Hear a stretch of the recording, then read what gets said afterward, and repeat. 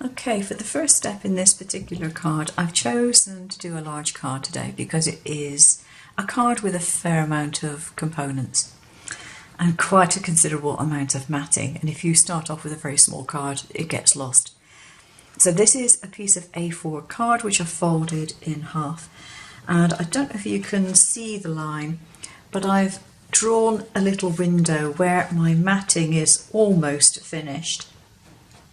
And I've drawn another little line here because this represents a snow line. And what I want to do is just put a bit of colour into this area here.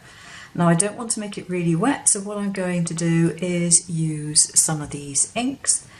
And I have a glass coaster to one side and I'm just going to tap the ink on here. This one's very pale, so it's not too easy to overdo it. And then I'm also going to put a little glycerin on my tile as well. And I mix the glycerin into my stamping, or my blending tool I should say, not my stamping tool, so it's nicely covered, and then go into that. I'm going to tap off onto a piece of paper just to check I haven't got too much, and that's fine. And I'm going to start off with this colour down near my snow line. It doesn't have to be really precise. I just want some vague colour going in. There we are. And for the other one that I'm going to do, I'm going to use teal, a much stronger colour. And I'm going to start with this one blending down. I just want a little colour, and because I've got the glycerin on here,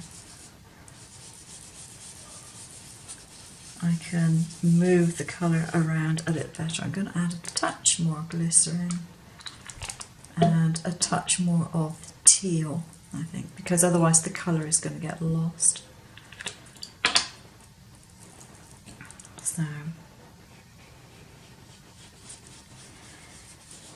and with this, I just have to be careful that I don't go too near the outside border and put colour where I don't want it around here.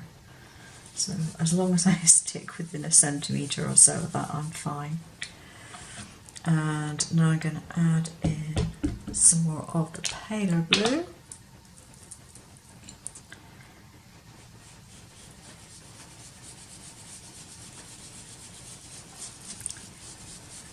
And that will be it for my colouring.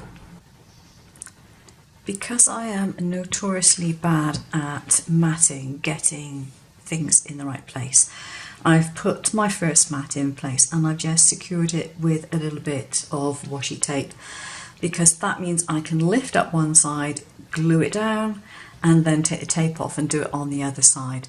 Once I've got the first one down, the rest tend to follow in roughly the right place, but the first one I always find very difficult, so I actually took a ruler and I marked my centimetre in from either edge of the card just to make sure that I got it in the right place. Now that I have my first border put on, the picture is starting to look a little better. And the next thing I'm going to do is to put on this strip of trees. Now normally I would put things on sort of further forward, but there is a reason for this. This particular set of trees is going to be in the background, and then I'm going to have another border on top of that and another border on top of that, and then more embellishments go on afterwards. But it makes more sense for these trees to be put in place now. But whatever you use, try and make sure it's not something that's going to make your card too wet. This is a very thick, relatively dry glue, if you like, so it doesn't tend to do that. Just clean my fingers off.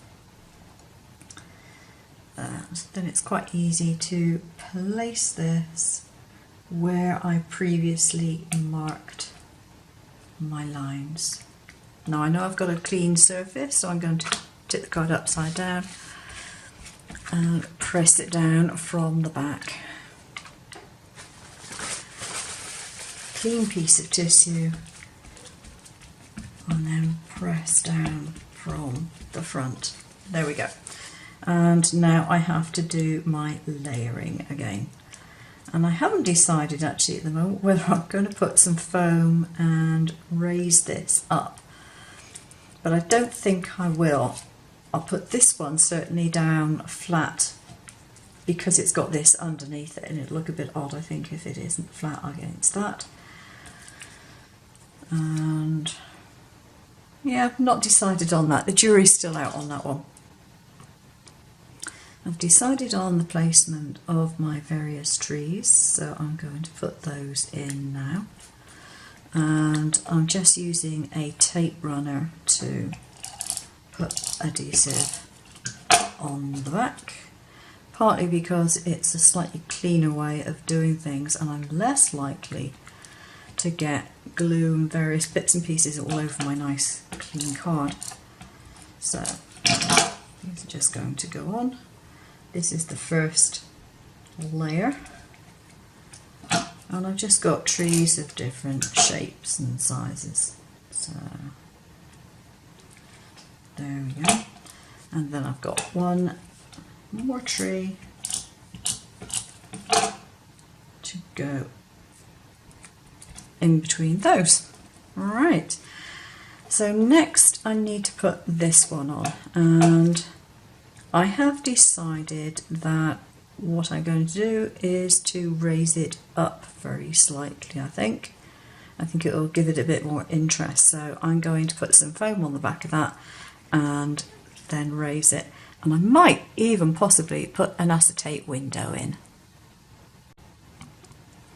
Well, I've decided to put an acetate window in, so I've got a piece of acetate cut to a size just a little bit smaller than the card that I've got here, and I'm just going to use a tape runner again because it's far better to use tape for a acetate joint than it is to use a glue if you want to keep your window clean.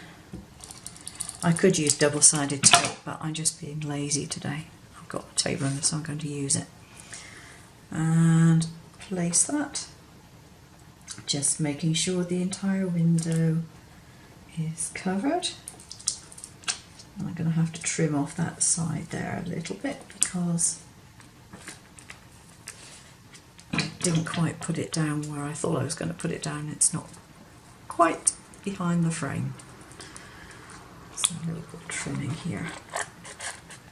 Nothing too drastic.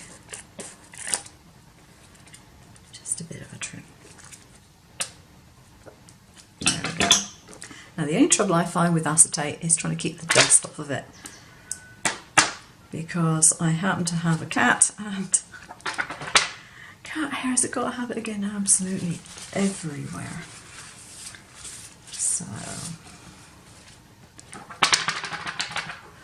I'm going to have to defluff this, I think, before I put it down, but the general gist of it is going to be that it's raised above there before my final elements go in. But the other thing that I was going to do when I was cutting out my bits and pieces, I had various amounts of sparkly card sort of that you couldn't really do an awful lot with, but you know, there were a few little bits and pieces, and I just cut out some stars, so I'm just going to put a few stars in here as well, just because I can. Now I'm going to clean off my acetate, put some double-sided foam on it, and then that's going to go over the top. So the card is now finished and I hope you like it. I've topped it off with a rather lovely silver ribbon bow, some more of the stars, a few diamante bits, and the sentiment. So there we are, that's it, another one for the Christmas season. Thanks for watching. Take care now. Bye bye.